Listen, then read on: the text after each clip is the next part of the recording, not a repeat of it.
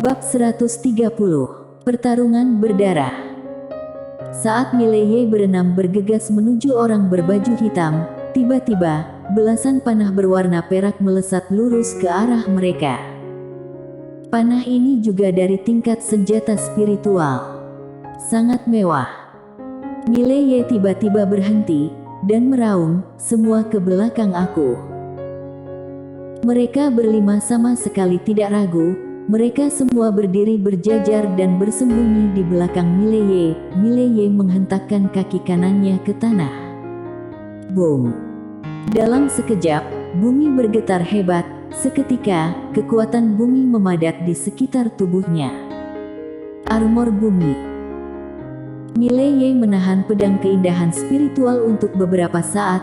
Semburan cahaya pedang terombang-ambing. Meskipun cahaya pedang ini memblokir sebagian besar panah, masih ada beberapa yang menekan dan berusaha menembus cahaya pedang, menembak ke arahnya. Namun, armor bumi di tubuhnya memblokir panah, tetapi masih sakit. Tepat saat orang berbaju hitam hendak menembakkan panah ronde kedua, Mileye tiba-tiba menginjak kaki kanannya, dan seluruh orangnya menembaki orang berbaju hitam seperti anak panah yang terlepas dari tali. Bunuh! Di belakang Mileye, kelima orang itu juga bergegas keluar. Sebelum Mileye tiba, pedang keindahan spiritual di tangannya langsung terbang. Pedang ini merupakan perpaduan antara momentum pedang, jiwa pertarungan, dan jiwa pedang. Yang terpenting, ada kekuatan bumi. Kecepatan dan kekuatan pedang ini benar-benar di luar jangkauan alam mahir gaib. Puff! Orang berbaju hitam yang memimpin itu, perutnya langsung ditusuk tembus oleh pedang ini.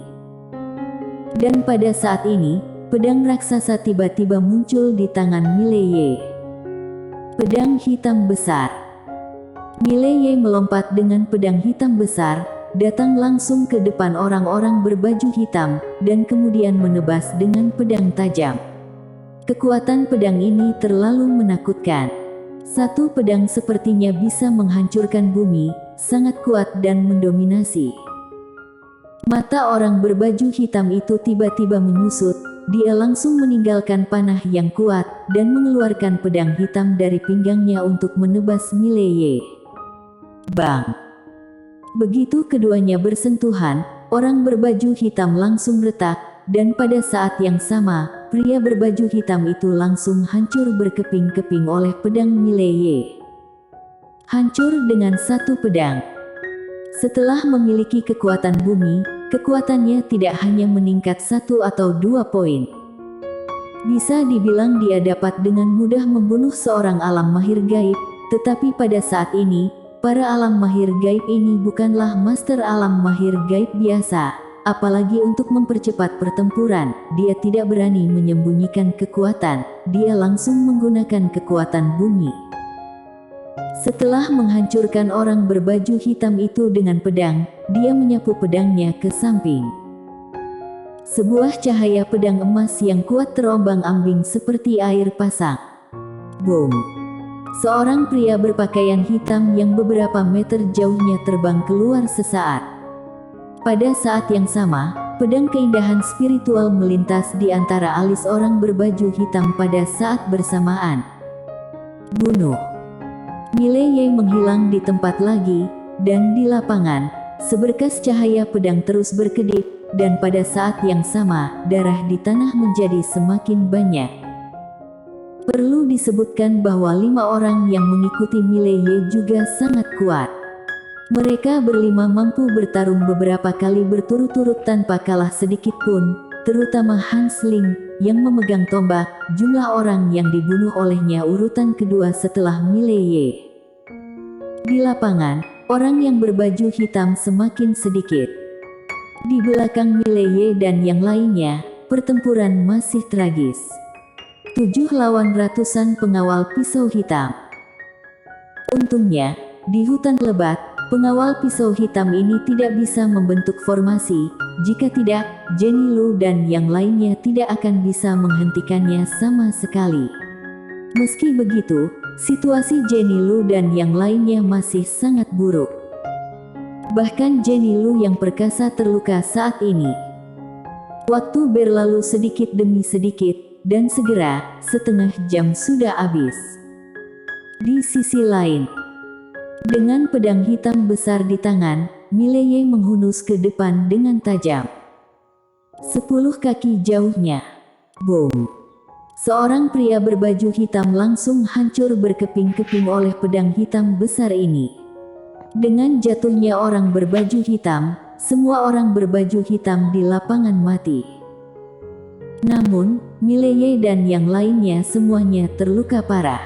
Untungnya, tidak ada yang mati. Setelah Mileye dengan cepat menyingkirkan busur dari orang berbaju hitam dan anak panah mereka, dia berbalik dan berlari tidak jauh, dukung mereka. Di belakang Mileye, kelima orang itu bergegas mendekat. Segera, Mileye dan yang lainnya datang ke medan perang Jenny Lu dan yang lainnya. Tanpa basa-basi, Mileye langsung mengarahkan pedang hitam besar di tangannya ke arah seorang pengawal pisau hitam yang berada tidak jauh. Boom!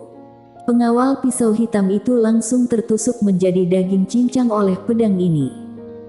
Bubar! Pada saat ini, teriakan marah tiba-tiba terdengar dari sekelompok pengawal pisau hitam tidak jauh. Tak lama kemudian, pengawal pisau hitam itu bubar seperti air surut. Mileye dan yang lainnya juga tidak mengejar, karena situasi mereka tidak terlalu baik sekarang. Tak lama kemudian, rombongan pengawal pisau hitam mundur dari hutan dan tiba di tanah terbuka. Di samping pria bertopeng, seorang pengawal pedang hitam berkata dengan sungguh-sungguh, "Komandan Pisau, orang-orang itu semua terluka parah, kita memiliki kesempatan untuk membunuh mereka." Pria bertopeng menggelengkan kepalanya, ruang di dalamnya kecil dan tidak cocok untuk kita lawan. Meskipun pada akhirnya bisa membunuh mereka, dengan kekuatan tempur belasan orang itu, takutnya kita akan musnah. Saat mengatakan itu, dia melirik hutan lebat, jika terus masuk ke dalam, maka akan ada rawa. Mereka tidak mungkin untuk bergerak maju.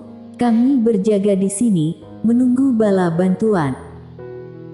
Di samping pria bertopeng itu, seorang pengawal pedang berkata dengan sungguh-sungguh, "Komandan Pisau, ke-13 orang ini semuanya adalah monster jenius, orang biasa bukan lawan mereka sama sekali." Pria bertopeng itu mencibir, "Jangan khawatir, Mileye ada di sini, orang yang ingin dia mati sangat banyak. Perintahkan ke bawah, semua harus bersemangat, jangan biarkan mereka melarikan diri." "Iya." Pengawal pisau hitam berkata serempak. Di dalam hutan, Mileye dan yang lainnya sedang duduk di depan kolam air. Pada saat ini, setengah dari kolam air diwarnai merah, dan itu semua adalah darah mereka sendiri. Dalam pertempuran sebelumnya, hampir semua orang terluka.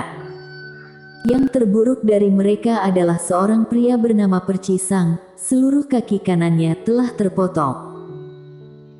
Mileye berjalan ke depan Percisang, dia mengeluarkan pil Inchiset Wound dan hendak menyerahkannya kepada Percisang, tetapi Percisang menggelengkan kepalanya, "Jangan sia-siakan." Mileye secara paksa memasukkan pil Inchiset Wound ke dalam mulut Percisang. Percisang menatap Mileye dan tidak berbicara. Mileye melirik semua orang, meskipun matanya tidak bisa melihat, dia bisa merasakan bahwa pada saat ini, semua orang bisa dikatakan sangat lelah, karena pertempuran sebelumnya benar-benar menghabiskan terlalu banyak energi. Cedera ditambahkan dengan kelelahan, situasi mereka bisa dikatakan sangat buruk sekarang. Suasana di sana sedikit serius. Pada saat ini, Mileye tiba-tiba tersenyum dan berkata, "Apakah kalian takut?" Semua orang memandang Mileye. Mileye menggelengkan kepalanya dan tersenyum, "Kita sudah tidak punya jalan keluar, palingan cuman mati, bagaimana menurut kalian?" Mendengar ini, semua orang tertawa. Benar juga, palingan cuman mati, bagaimanapun juga, tidak ada akhir yang lebih buruk dari ini. Miley berkata dengan tegas, menurut dugaanku, orang-orang di luar sedang menunggu bala bantuan. Pasti ada bala bantuan, tetapi aku tidak tahu bala bantuan apa yang akan datang. Dan barusan orang-orang kita juga pergi ke depan untuk melihat. Di depan tidak jauh adalah sepetak rawa tanpa akhir. Kita ingin menyeberangi rawa ini, itu bahkan lebih tidak realistis. Satu-satunya hal yang bisa kita lakukan sekarang adalah bergegas keluar dari pengepungan. Tentu saja, ini sulit, karena ratusan orang itu semuanya adalah elit terlatih, dan kita terluka parah sekarang, tetapi kami tidak punya pilihan. Kerumunan terdiam. Miley menoleh ke Jenny Lu, ada ide lain. Jenny Lu menggelengkan kepalanya, tidak bisa menerobos keluar. Orang-orang itu adalah tentara yang tidak takut mati, mereka tidak akan mundur selangkah pun. Pada saat ini, kita semua terluka parah, jika memaksa diri untuk menyerang. Kecuali 1 atau 2 orang, semua orang pasti akan mati. Setelah mengatakan itu, dia melirik Miley, apakah kamu mengerti maksudku? Miley terdiam. Dia secara alami mengerti apa maksud Jenny Lu, tetapi dia mengabaikan satu hal. Dia sekarang masih memiliki kekuatan tempur, dan begitu juga Jenny Lu, keduanya adalah yang terbaik dan tidak terlalu sulit untuk bergegas keluar. Tapi bagaimana dengan Hans Ling dan yang lainnya? Meskipun Hans Ling dan yang lainnya juga kuat, tetapi setelah pertempuran berdarah tadi, mereka masih memiliki kekuatan paling banyak 50-60%. Sekarang jika bergegas keluar, para prajurit itu tidak takut mati, jangankan Hans Ling dan yang lainnya, bahkan dia dan Jenny Lu pun akan dalam bahaya. Tetapi jika tidak bergegas, saat bala bantuan kerajaan Tang tiba, semua orang akan tetap mati. Situasinya sangat buruk. Pada saat ini, seorang lelaki tua tiba-tiba muncul tidak jauh. Jenny Lu tanpa sadar ingin menyerang, tetapi dihentikan oleh Miley. Karena dia sangat akrab dengan pakaian yang dikenakan orang tua berjubah hitam itu adalah pakaian pavilion Suixian. Orang tua itu berjalan cepat ke arah Miley dan membungkuk sedikit, Tuan Muda Ye. Miley berkata, Orang tua itu berkata dengan sungguh-sungguh, aku menerima perintah dari Ketua Pavilion 5 untuk membantu Tuan Muda Ye. Ketua Pavilion 5. Miley tercengang, dan segera, dia teringat. Ketua Pavilion 9 dari Kerajaan Jiang Pavilion Suixian kini telah dinaik menjadi Ketua Pavilion 5. Miley berkata dengan sungguh-sungguh, apa yang bisa dibantu? Orang tua itu berkata, 300 mil dari tempat ini, ada sebuah kota, kota Precious South. Tuan Muda Ye dan yang lainnya harus pergi ke Pavilion Suixian di kota ini, karena sekarang para prajurit kerajaan Tang mengepung di segala arah, kalian tidak dapat melarikan diri ke tempat lain. Miley berkata, lanjutkan. Orang tua itu melirik keluar hutan bambu, kemudian berkata, orang-orang dari Pavilion Suixian akan mengambil tindakan nanti. Pada saat itu, Tuan Muda Ye dan yang lainnya tolong bergegas keluar dan langsung pergi ke kota Precious South. Ada orang kami di dalam yang menyambut kalian. Miley mengangguk, bagus sekali. Orang tua itu melirik Miley dan yang lainnya, semuanya bisa bertindak sekarang. Miley menghadap Jenny Lu. Jenny Lu terdiam sejenak, lalu mengangguk, ayo. Setelah selesai bicara, dia melihat ke arah Perci Sang yang kakinya patah dan berada tidak jauh. Perci Sang menyeringai, kalian pergilah. Aku tidak bisa jalan lagi.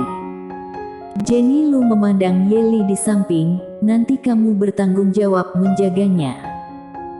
Yeli mengangguk, aku mengerti. Jenny Lu memandang Miley.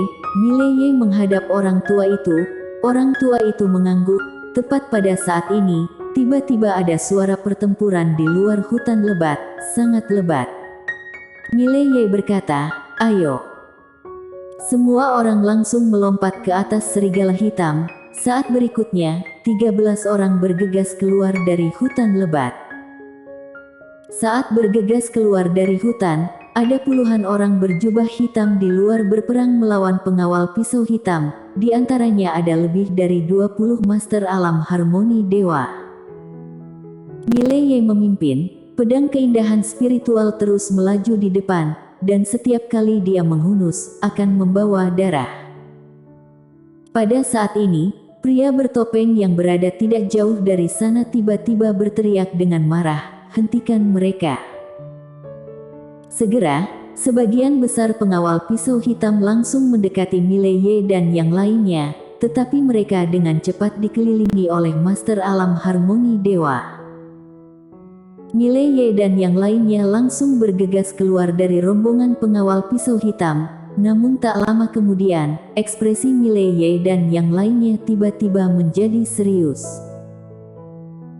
100 meter di depan Mileye dan yang lainnya, berdiri seorang pria yang memegang pisau bulan sabit. Pria itu terlihat sangat muda, baru berusia 20-an, dengan rambut panjang yang tergerai hingga ke dada, dan wajah yang tampak cukup tampan, dengan senyum muram. Di belakang pria itu, ada sekitar 20 orang, semuanya memegang pedang panjang dan mengenakan baju besi. Pada saat ini, pria itu tiba-tiba berteriak dengan marah, "Bunuh!" Suara itu jatuh, dia menyerang langsung ke arah Mileye dan yang lainnya. Dia menyeret tanah dengan pisau panjang, percikan-percikan api di tanah, kemudian retak inci demi inci, dan auranya juga meroket. Alam harmoni dewa, dan juga seorang super master ilmu golok bersambung.